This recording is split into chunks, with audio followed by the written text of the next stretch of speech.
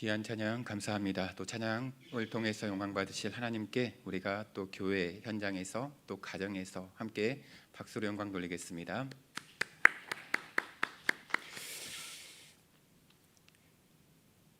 얼마 전에 담임 목사님께서 교회 비전을 선포했습니다. 바로 비대면 전도, 비대면 전화 신방이라는 그런 비전입니다.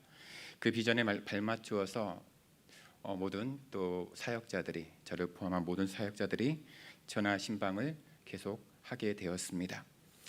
코로나 상황 가운데 이렇게 전화 신방을 하게 되면서 여러 이야기를 하지만 그 가운데 동일하게 이어지는 이야기들이 있습니다. 바로 저도 공감하고 전화를 받는 또 교우분도 공감하는 부분입니다. 그것은 바로 비대면 영상 예배 상황에서 믿음을 지키는 것이 결코 쉽지 않구나 였습니다.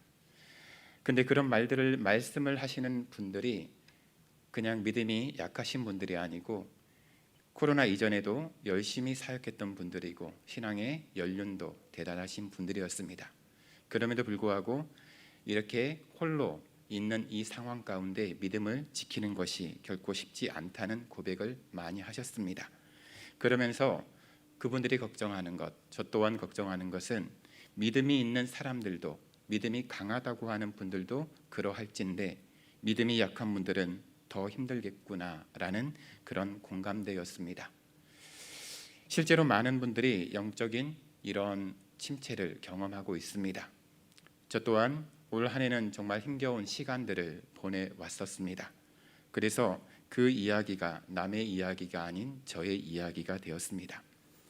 한번 이 시간 주위 분들과 한번 격려의 인사를 한번 시작하려고 합니다. 오늘 설교 본문의 제목인 바로 제가 주님을 이전보다 더욱 사랑합니다. 이 고백으로 오늘 말씀을 시작하고자 합니다. 한번 서로 자신에게 또한 옆에 보이시는 가족분들에게 인사하며 시작하도록 하겠습니다. 제가 주님을 이전보다 더욱 사랑합니다.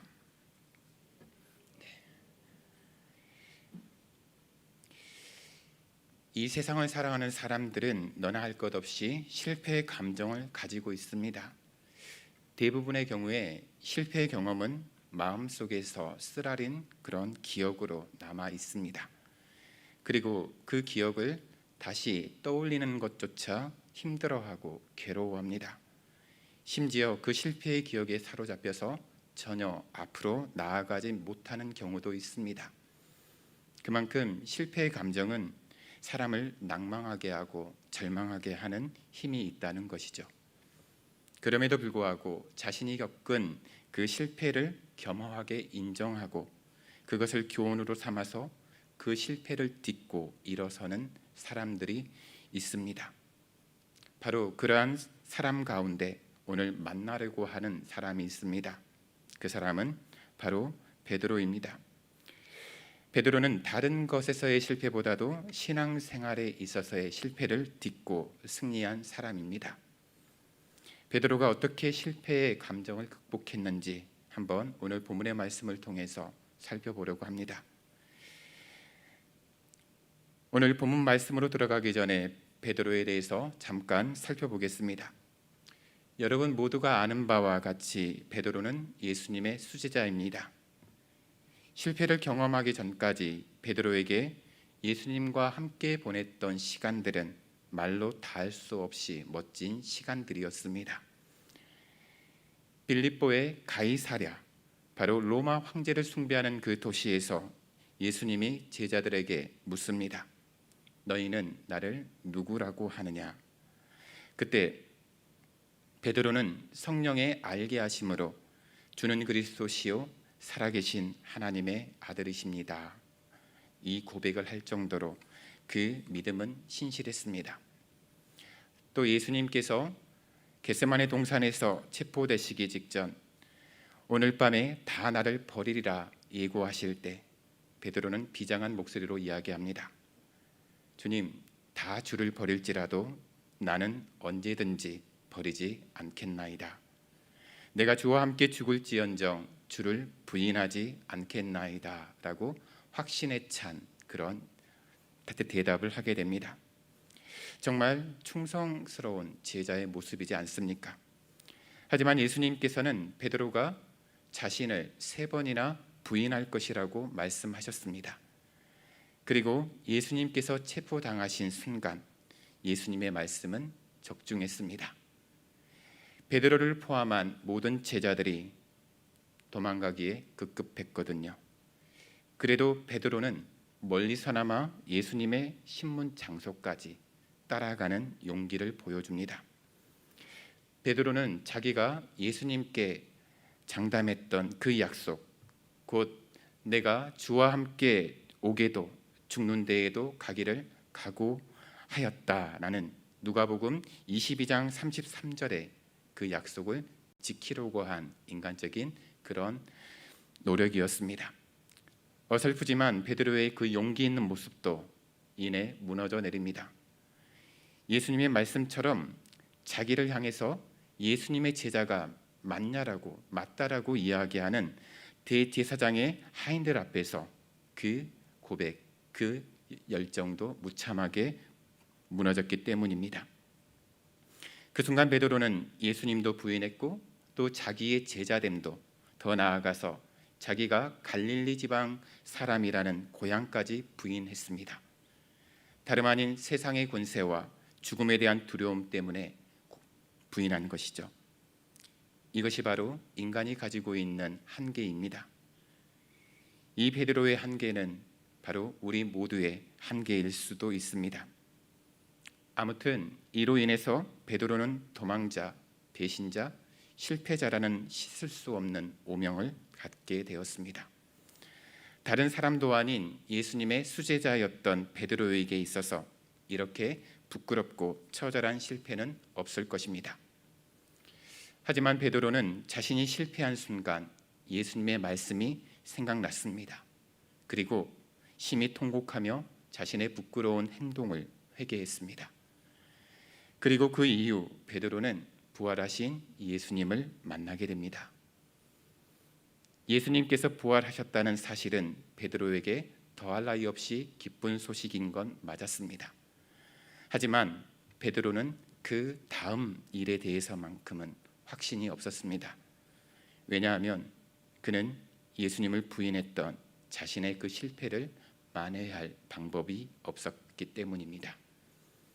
그래서 다른 제자들과 함께 그의 고향인 갈릴리 바다에 내려가서 다시 고기 잡는 어부의 삶으로 돌아가게 됩니다. 그런데 놀랍게도 바로 베드로의 실패한 삶의 자리에 부활하신 예수님께서 찾아오셨습니다. 이 놀라운 사건이 바로 오늘 말씀의 배경입니다. 그런데 오늘 본문 앞 단락인 2절에서 6절의 말씀을 보게 되면 누가복음 5장에서 예수님의 제자들을 처음 부르신 상황과 비슷하다는 것을 알 수 있습니다. 고기 잡으러 나간 제자들이 밤새도록 그물을 던집니다. 하지만 한 마리의 고기도 잡지 못하였습니다. 바로 그때 해변가에서 예수님의 목소리가 들립니다. 깊은 데로 가서 그물을 내려 고기를 잡으라. 그물을 배 오른편에 던지라. 예수님의 말씀이 이해되지 않지만 제자들은 그 말씀에 순종합니다. 순종의 결과 제자들은 153마리나 되는 많은 물고기를 잡게 되었습니다. 예수님이 제자들을 처음 부르신 상황과 부활 이후에 실패한 제자들을 찾아간 이야기의 상황이 거의 비슷하지 않습니까? 얼핏 보면 우연의 일치인 것 같습니다. 그러나 결코 우연은 아닙니다. 이런 비슷한 상황 속에서는 예수님의 따뜻한 배려가 담겨 있습니다. 그렇다면 이 상황 가운데 예수님께서 의도한 바가 무엇이라고 여겨지십니까? 제자들 모두가 실패자였습니다. 3년 동안 섬긴 자기들의 스승을 위기의 순간에 모두 버리고 도망갔기 때문입니다. 그렇기에 예수님께서는 제자들의 실패에 대한 감정을 치유해 주기 원하셨습니다.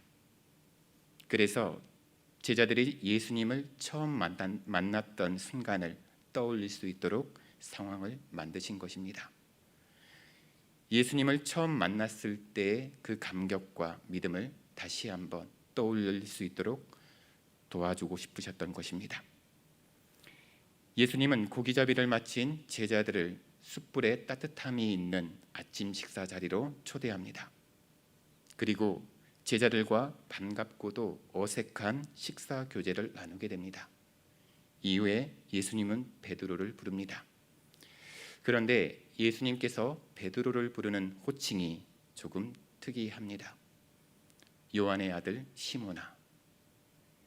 이 호칭은 예수님께서 베드로를 처음 만났을 때 부르셨던 호칭입니다.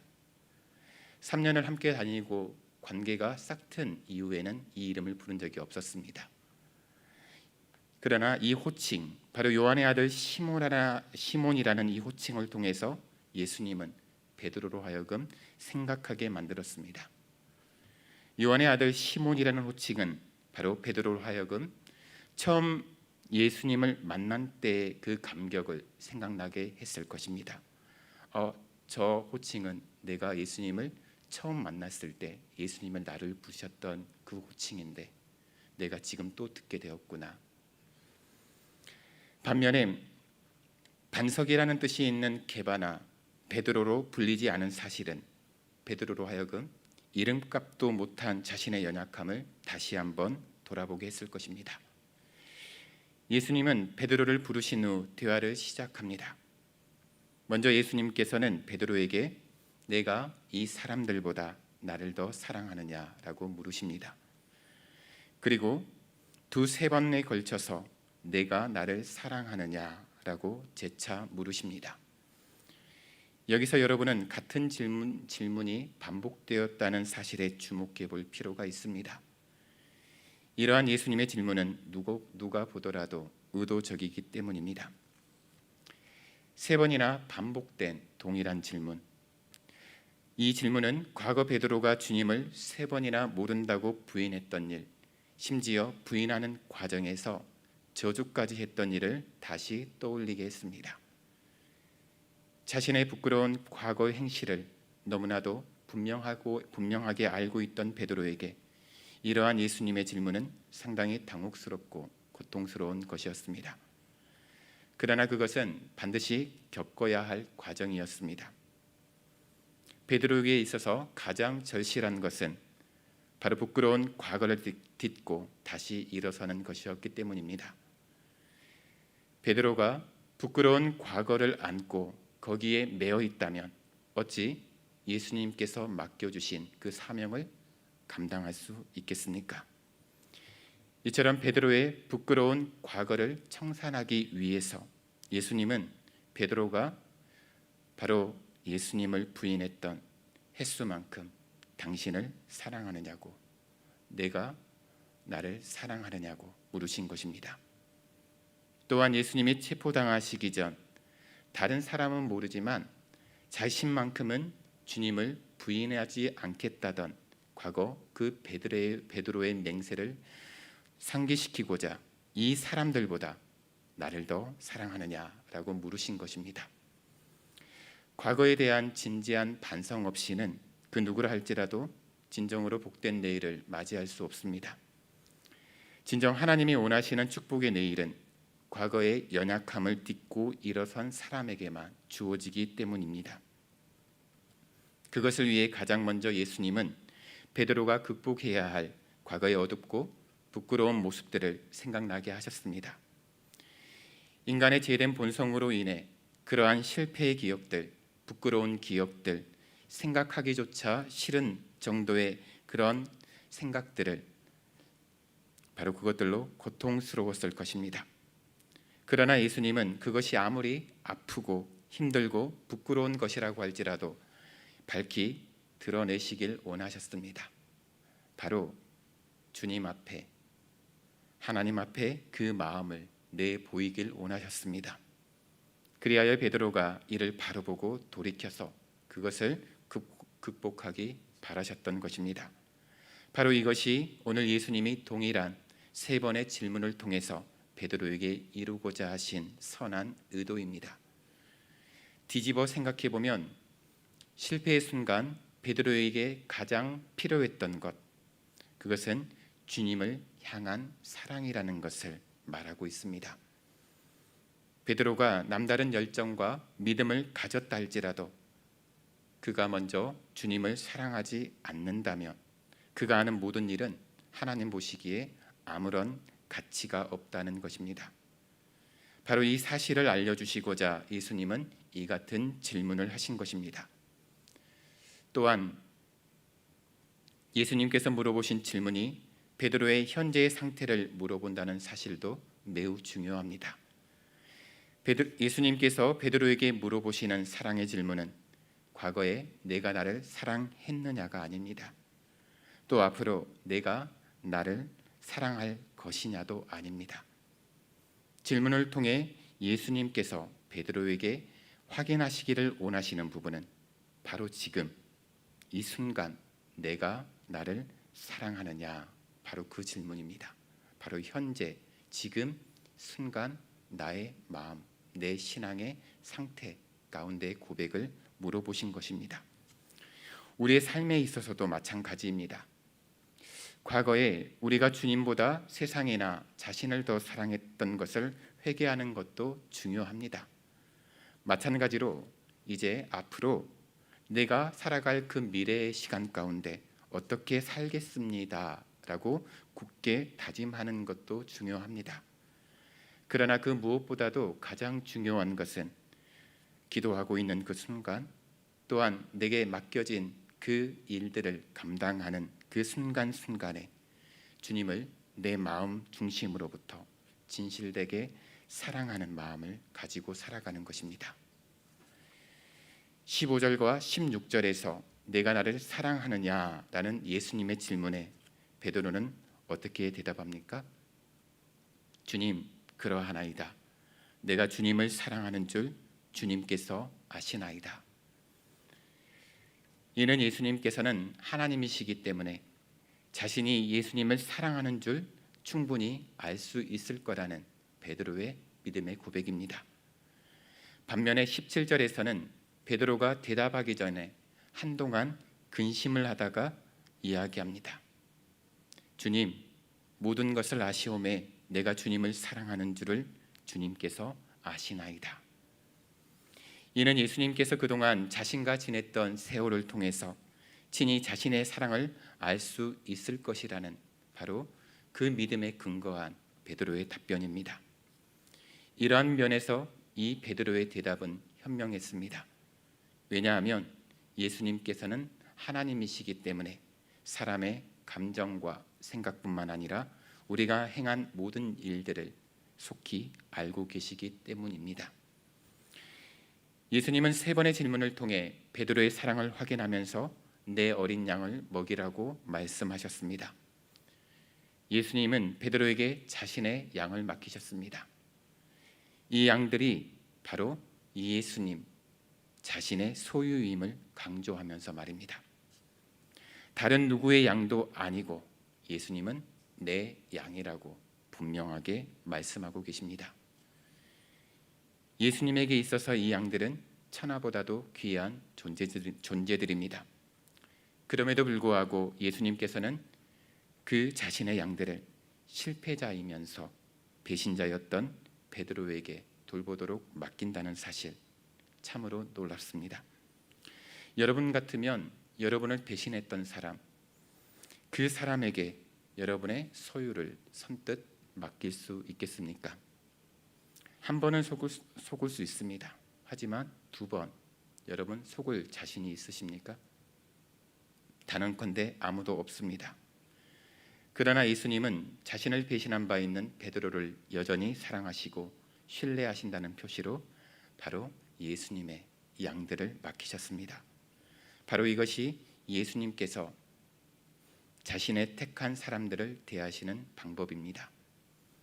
사람은 다른 사람의 허물을 쉽게 용서하지 못합니다.